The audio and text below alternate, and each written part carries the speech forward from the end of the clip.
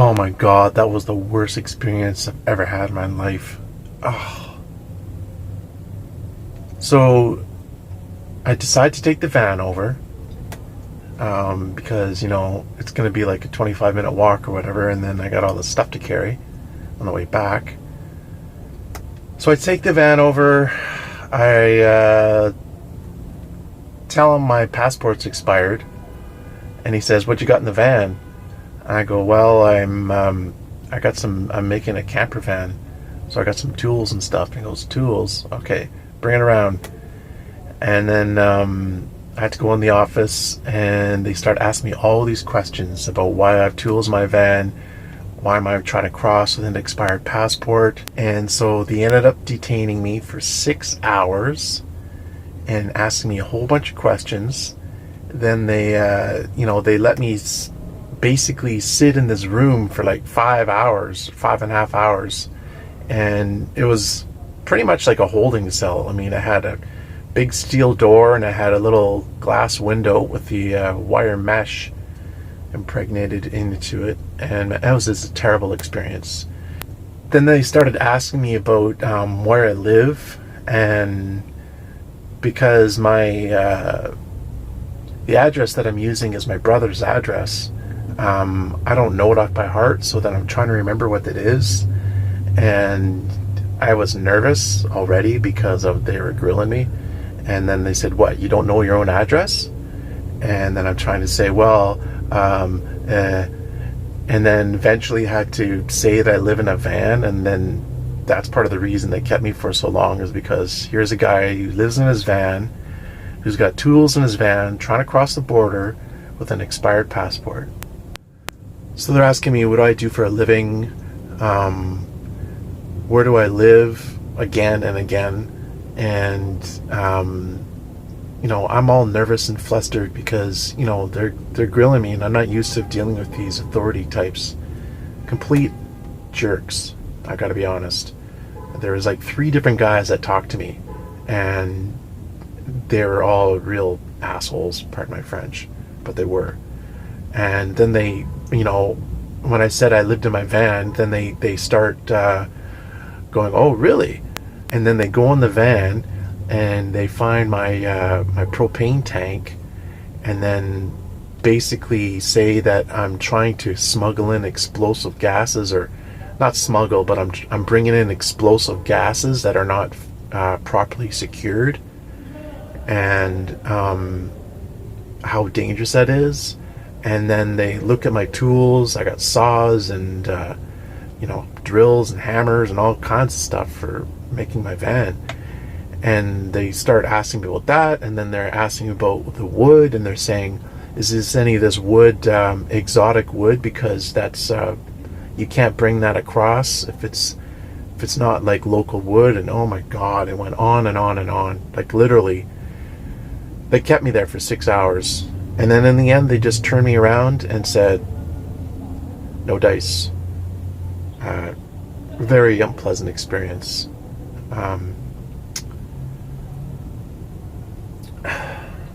Terrible. Just kidding. Just kidding. Just kidding. Okay, guys, here's the moment of truth, you might say. I'm just parked at a public park, about 500 meters, half a kilometer away from the U.S. border, Point Roberts, and I'm going to try to cross. However, few developments. One thing, I'm going to be 100% honest. I'm not going to try any pull any stuff or anything like that. That would be a dumb idea. So yesterday I went to the Passport Canada office, and I started the process of getting a new passport, or my passport renewed.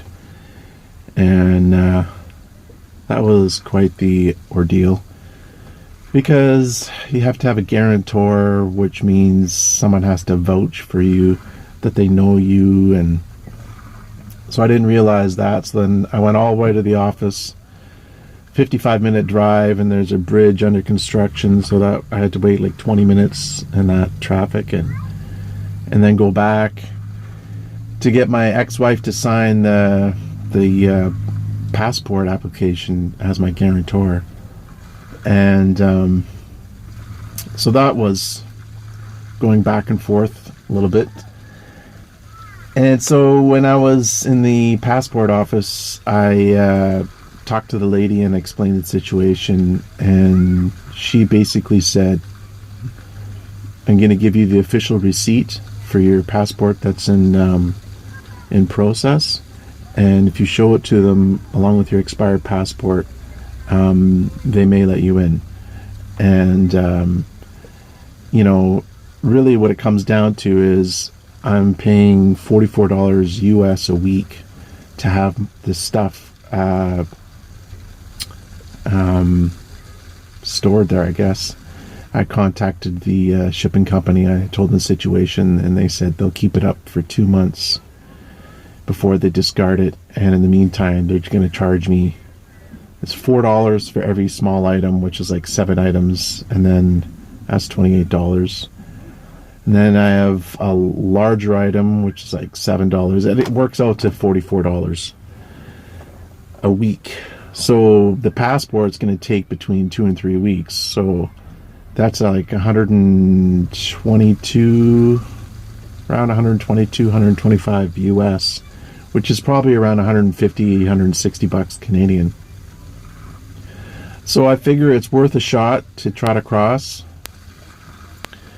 So what I'm going to do is I'm going to bring my expired passport, the receipt of my passport in process, and my original birth certificate, and I'm just going to tell the border guard the honest truth and see what he says. I also called Point Roberts border U.S. Customs yesterday, and I explained the situation. I wanted to get their opinion, and she said it shouldn't be a problem. And you know, I mentioned that the Passport Canada agent said that it's really up to the discretion of the particular border guard I'm talking to, and she said yes, that's absolutely true. If they don't want you to let you across, there's no reason they have to. So I'm going to try it, and it could potentially save me $150, for 10 bucks in gas to drive out here. So I am going to try to walk across. I'm going to bring my backpack. I'm going to park at this park, and we're like I said, it's about 500 meters from the border, and I'm just going to walk up there and do my best. And if they say no, they say no, but at least I've tried. It's worth 150 bucks. So in the next part of this video, I'll have returned, and let's see what happens. Guys, made it across Point Roberts Water District number 4. I'm in the United States. I just explained the situation and was honest, and he just looked at my history of traveling across, and he asked me when's the last time I crossed.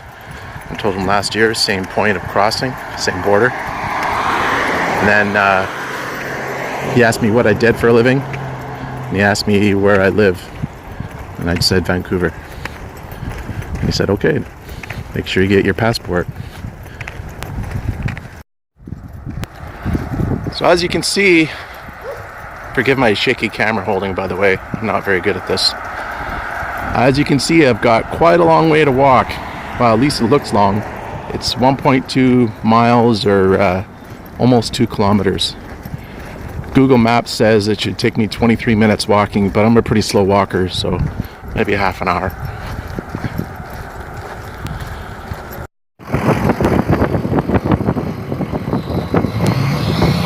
America, isn't she beautiful? Getting closer.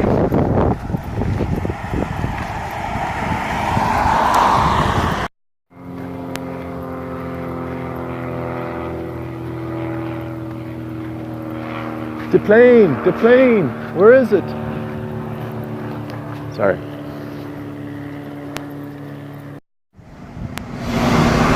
This is what I get to put on my back and carry across the border.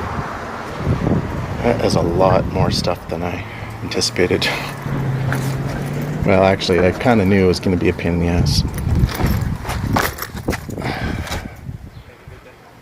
Okay, now it took me like 20 minutes to put all that in. I'm going to have to take it apart when I get to the border. And we're off like a herd of turtles. Yep, it's heavy, it's awkward. It's probably about, I'm guessing about 50 pounds.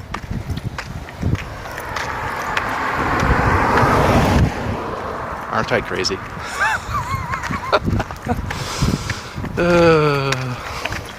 Life is an adventure.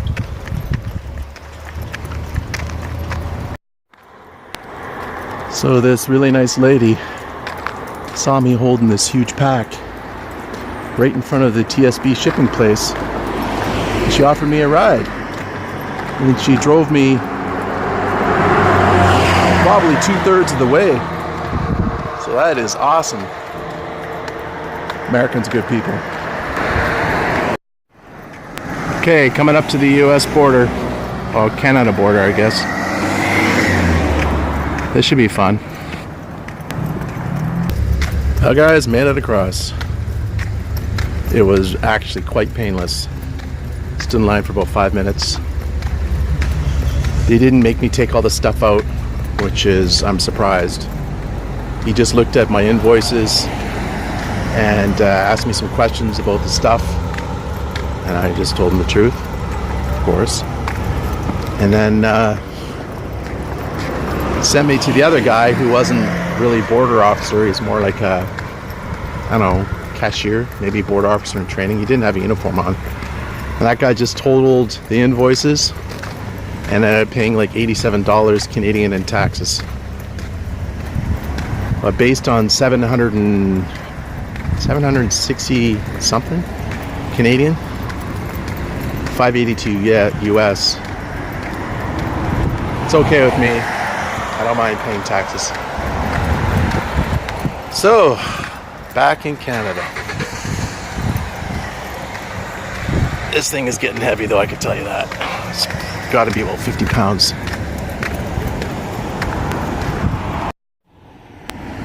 So I'm literally like 5-minute walk from the border. There is the Canadian side of the border, the lineup. And that is First Avenue. Right down that, take a left at that street, and there's where my van is parked. There's the park I'm at. And as you can see, right in the middle of your screen, my van. Home sweet van.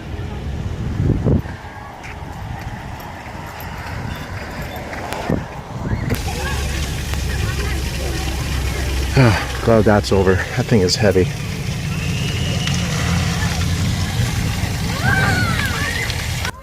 So there you have it, guys. All done. It's quite the experience. I don't know how much money I saved. Maybe I should figure it out. But, you know, in a way it was more expensive than it would be, but I had to pay 130 Canadian for the passport. Which I would have had to pay anyway. Because eventually, you know, when I gotta get new tires and replace expensive things in the van whenever I can, it's cheaper to go to the US and get it. But overall, it wasn't too bad. I would do it again. But this time with a passport that's not expired. So, have yourself a good night. Take care. Thanks for watching.